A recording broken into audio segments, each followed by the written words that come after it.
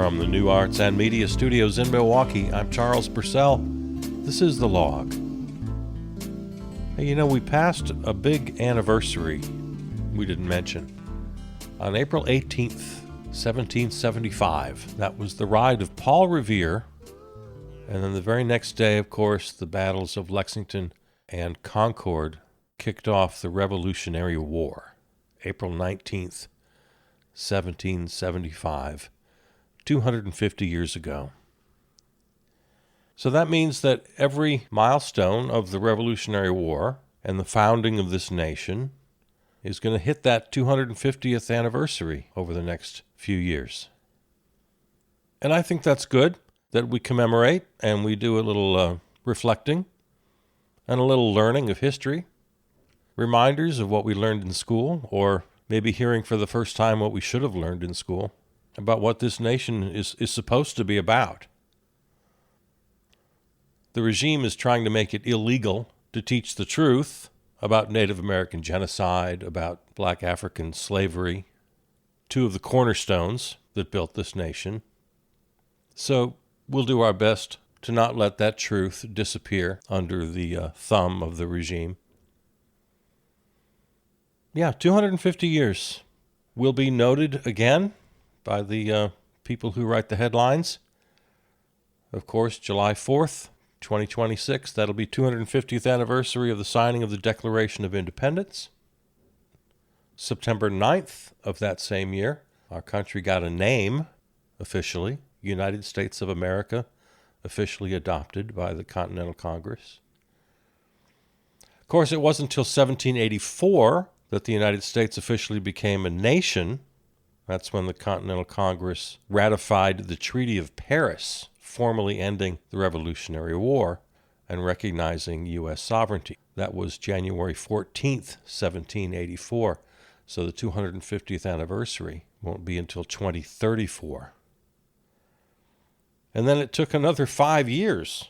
March 4th, 1789, the U.S. Constitution became operational, establishing the federal government. And then 1 month later, April 30th, 1789, George Washington inaugurated as first president. So, 250th anniversary for us. We have to look forward to 2039. That's 14 years away. I wonder what this country will have gone through over the next 14 years between now and 2039. What do you think the nation will look like in 2039? I wonder. We're having a hard time figuring out what it looks like right now. Some of us can't wrap our heads around what's happening. Some of us are in denial. Most of us have different ideas about what to do about it. I'm getting pretty tired of the infighting of the Democratic Party. And this is mostly through the lens of national news media, which of course is always dangerous. They have a tendency to mischaracterize everything. They have a tendency to be cheerleaders for conflict because it makes for better news copy. So more clicks, so more profits. But the way I see it, there are the David Hoggs of the world. He's the youngest member of the Democratic National Committee, the DNC. And then there are the Ken Martins of the world. He's the chairman, recently elected, of the DNC. And they're in a bit of a battle right now because David Hogg believes the Democratic Party should be the People's Party, that it shouldn't take corporate donations, that old, tired Democrats in Congress should be challenged in the primaries by either more progressive Democrats or by independents. And so by the time you hear this, or shortly after, he's going to be booted out of the DNC by Ken Martin, because the capital D Democrats are all about corporate money. So in a world of Ken Martins, be a David Hogg. This parallels with another fight the news media loves to cover, and that's Bernie and AOC out on their Stop Oligarchy tour, saying many of the same things. We have to have a vision for the future with some specific goals that speak to the wide swath of working Americans. Universal health care, tax the rich, stop the oligarchy, get money out of politics. All the things we talk about here. But then on the other side of that debate, you've got people like Elissa Slotkin, a Democratic member of Congress, Gavin Newsom, who we've talked about here on the program, Democratic governor of California, actively opposing Bernie and AOC, saying, no, we have to have a big tent. And I won't go back into last week's rant, but Newsom especially, and Slotkin has said similar things, and a lot of people on that side of the fight, about how they don't want to fight for immigrants who are being wrongly abducted and human trafficked by our American Gestapo known as ICE. No, that issue isn't popular enough in the polling. We can't risk it. We'll just have to throw those people under the bus. Trans rights. No, it doesn't poll well enough. Throw all the trans people and trans kids under the bus. We need to build a big tent. Well, of course it's ridiculous. You don't sacrifice common decency. You don't sacrifice central moral values to build a bigger tent. Oh, we need more people. You know, let's talk about that metaphor for a second. Build a bigger tent. In terms of building any sort of political movement, it's the worst way to think about it. Now, building a bigger tent is a useful metaphor when you're talking about a coalition to defeat the Orange Menace and the regime. We've often talked about that on this program. Very happy to build a coalition, but that only works to defeat the Orange Menace as it did with Joe Biden in 2020. So in that sense, fine. Build a bigger tent. But the problem with this metaphor is it suggests another 4 years, like we just saw, of getting very little done. Now I know you want to talk about Biden's achievements, and I've talked about them myself. But any achievements that he made are far outweighed by the failings, and primarily the failing to keep the regime at bay, to keep fascism from continuing its creep and ultimate victory, and now its rampage. To be advocating for that again, knowing what we know, is so wrong. Just build a bigger tent that doesn't really get anything done? Sure, stopping fascism in the United States, great. But it's not enough. Make America normal again? I've actually heard people say that. I mean, they say it seriously, thinking that that's some big selling point.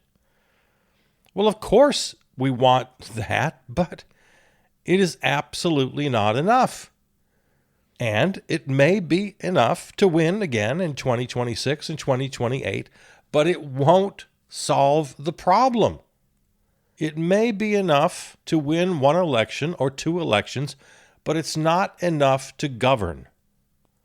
And it's definitely not enough to meet the problems that the nation faces. So any debate with Bernie, AOC, and David Hogg on one side, and the likes of Elissa Slotkin, Gavin Newsom, Ken Martin, I'll add people like the totally unacceptable John Fetterman. Yeah, you know what side of that debate I'm going to be on. So lose this bigger tent metaphor. It's no way to elect a government. It's no way to govern. The better metaphor is build a better mousetrap. Those are your competing metaphors. Think of it this way. Bigger tent or better mousetrap. That's what we need, because to build a better mousetrap, well, then it's about the product. Bigger tent has nothing to do with the product. And by product, of course, in politics, in government, well, it's policy. What policies are you going to not only propose, but what are you going to fight for? And in the end, show some ability to get it done. So that's the product we want. That's the product we have to sell. And we don't sell it just by building a bigger tent. That's not selling a product. That's just inviting everybody in to have the same old fights. And you wind up with this mushy, centrist, get-nothing-done result. David Hogg and Bernie and AOC They want to build a better mousetrap. They're proposing specific policies. Tax the rich, universal health care, student debt forgiveness, election reform, a better product. Yeah, a much better metaphor. Building a better mousetrap. To invent something, create something that's better than what came before. It's better than what already exists. With the idea then that people will follow. People will come to you. It's not just about salesmanship. It's not just about inclusion. It's about building a product that people want. And one that actually works. One that is better, superior to what came before. That's what Team Bernie is offering. That's what Team Hogg and Team AOC are offering.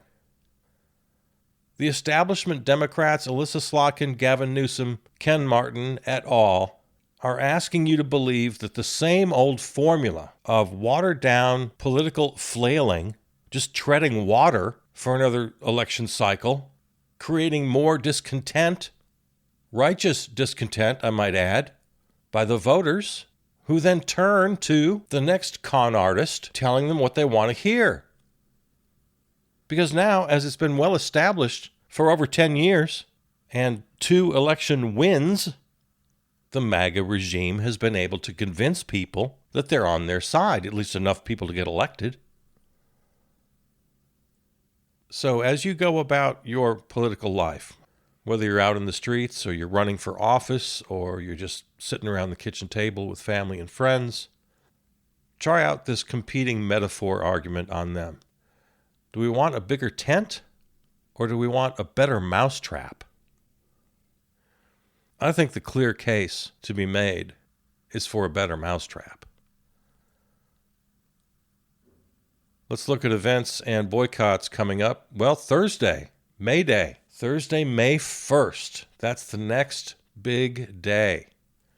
Everybody on the streets. Everybody. We need everybody out there. Go to 5051, go to Hands Off, go to Indivisible, wherever you find your local information. It's absolutely vital that we keep the pressure up. The next big boycott, sponsored by the peoplesunionusa.com, May 6th through the 12th. Amazon, boycott number 2. Amazon. So mark your calendars, make your plans. So let's all stay out there on the streets. Let's keep the letters, phone calls, emails coming to your representatives. And I'm going to ask once again, somebody with a bigger voice than mine, please advocate for a more serious threat when it comes to boycotts and strikes. I'm advocating for an all-out corporate boycott until we win. I'm calling for a general strike.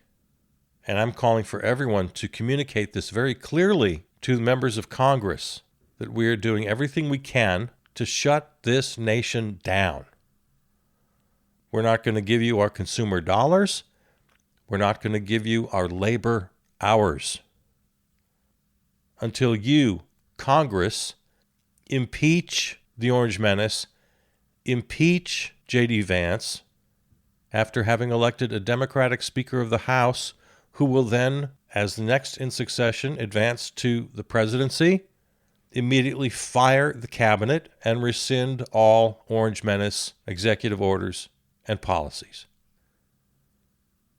Because if we allow things to continue as they are in this much ballyhooed first 100 days everybody's talking about, I don't know how many days it is to the midterm elections, but it's a hell of a lot more than 100. And there's a hell of a lot more damage that can be done to democracy between now and then, to the point of threatening the election itself. We have the power to force their hand. A successful boycott, a general universal boycott, a permanent boycott, and a successful universal general strike will force the hand of Congress. They will have no choice but to meet our demands. We don't have to count on them to somehow find the courage, find the moral fortitude. We don't just have to hope for a Dickensian Scrooge revelation. We don't just have to hope that miraculously they'll grow a spine. No, it's not hoping they'll do the right thing. It's not even asking them to do the right thing. It's demanding. It's giving them no choice. That's what we can do with universal, permanent boycotts and strikes. We have the power.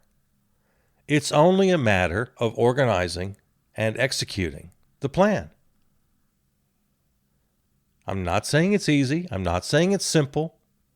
It will require some sacrifice. It will require a lot of organizing.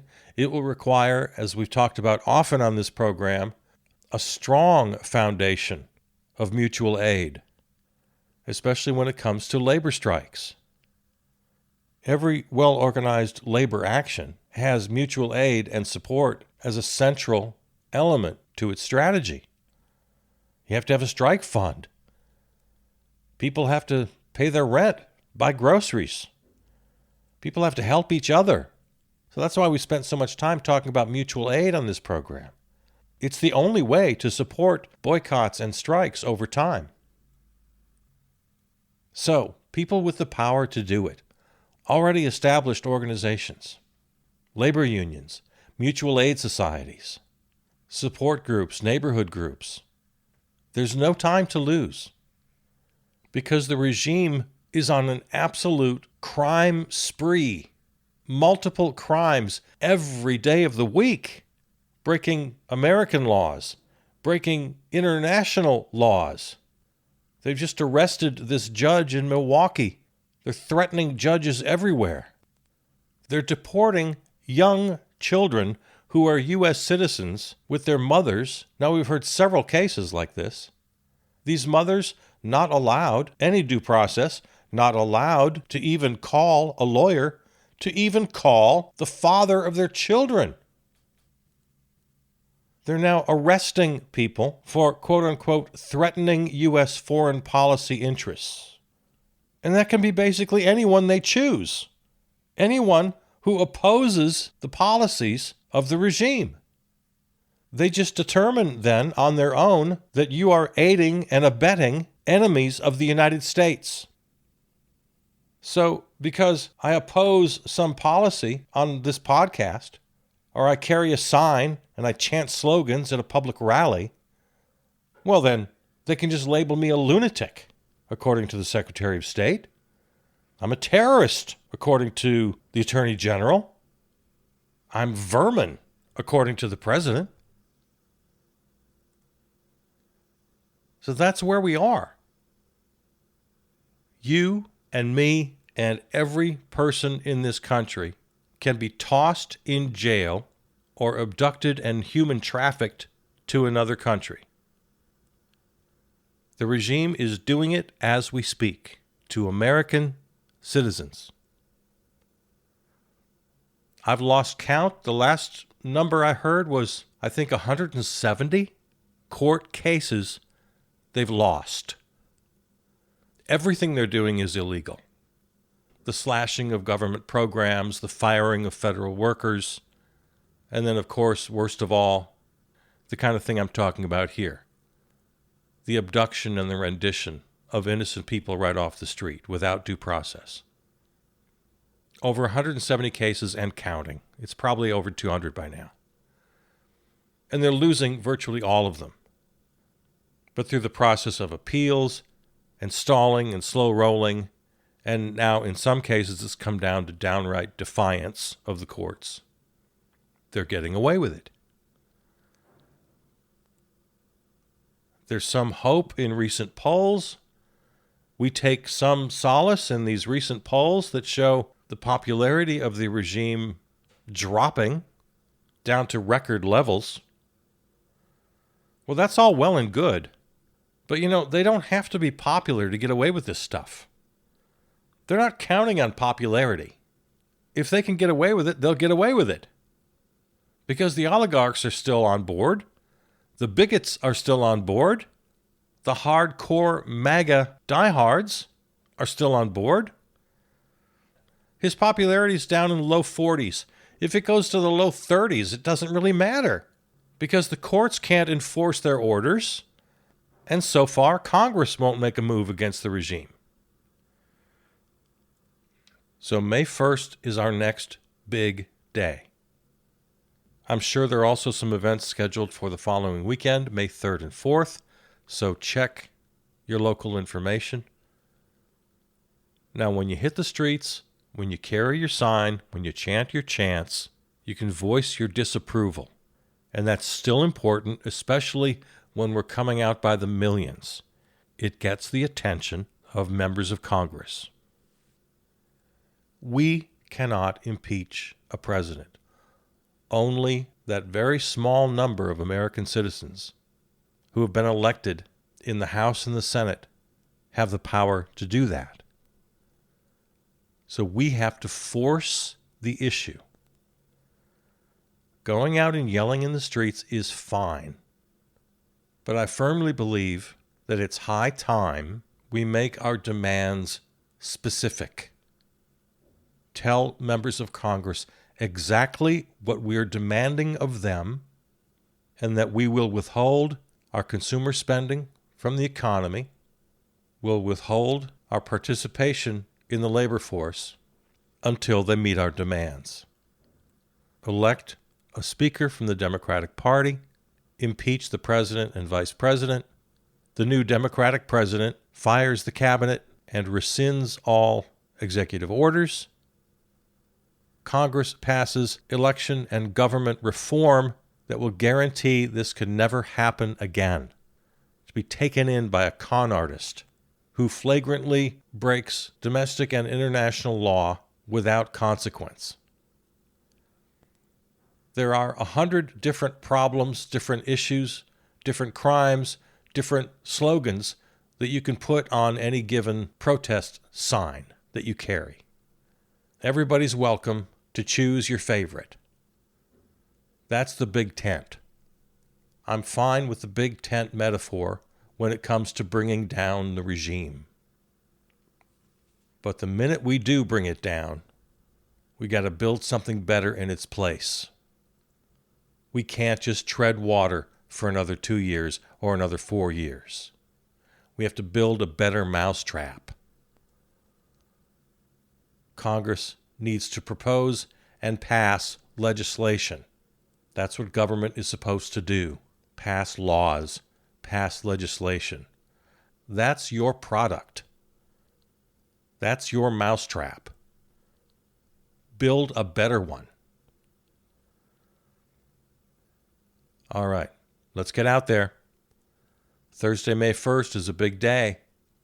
And with one big giant voice of the people, let's make our demands specific. Impeachment. Remove the regime. All right, we got a little time left here. I want to give you some information. So grab your Notes app, or if you're old school, pen and paper. Jot down a couple things here. Key resources for Know Your Rights training. Know Your Rights training. I just did a small search here, and I wanted to share some with you.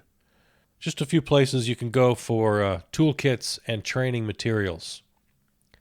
The first, the Immigrant Legal Resource Center, ILRC, offers a comprehensive Know Your Rights toolkit, including printable red cards in 19 languages, family preparedness plans, handouts, tutorial videos, and a step-by-step guide for holding community presentations.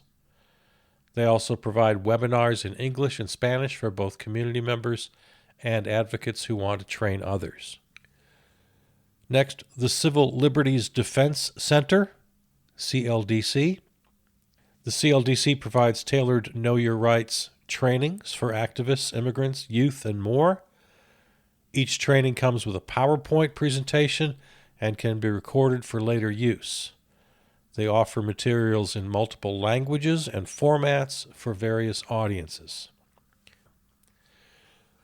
Catholic Legal Immigration Network, Inc. supplies wallet cards, flyers, and guides on rights during law enforcement encounters at work and in schools. Materials are available in several languages and can be customized for community outreach. United We Dream provides scenario-based guides for encounters with immigration agents at home or in public, including preparedness plans and tips for asserting your rights, presentation and workshop support. And of course, the ACLU. I'm a proud card-carrying member. They have affiliates in many states. ACLU offers online and in-person Know Your Rights presentations, as well as easy-to-use informational resources for the general public and specific groups. They also have a variety of topic-specific resources. The Higher Ed Immigration Portal and President's Alliance.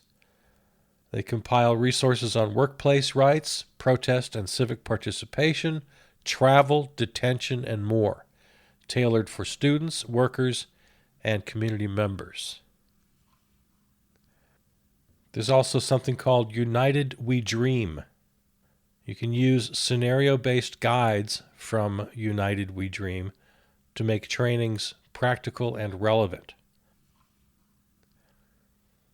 So there you go, just to get you started, some good resources there. From what I know, they're regularly updated, so get the latest. They're available in multiple languages. So know your rights. Whether you're out on the street protesting, at work, in school, at church, or what you thought to be the safety of your own home, wherever you are, be prepared.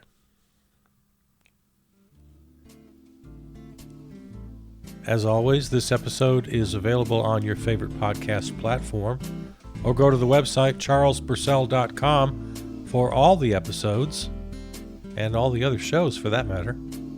Yeah, we got lots of shows. Thanks to our flagship terrestrial station, River West Radio, riverwestradio.com. Write to me, charlespurcell@gmail. Peter Donalds wrote and performed the theme song. Follow me on Facebook, at least for now. I'm migrating over to Blue Sky and Substack. So when you check in on the socials, make sure you grab those new addresses, because I'm in the process of making that migration. I'm going to be sharing most or all of my content on Substack and Blue Sky rather than Meta platforms. So I'll try to get on that here in the next days and weeks, and I'll keep you posted. All right. I love you guys. I'll see you out there.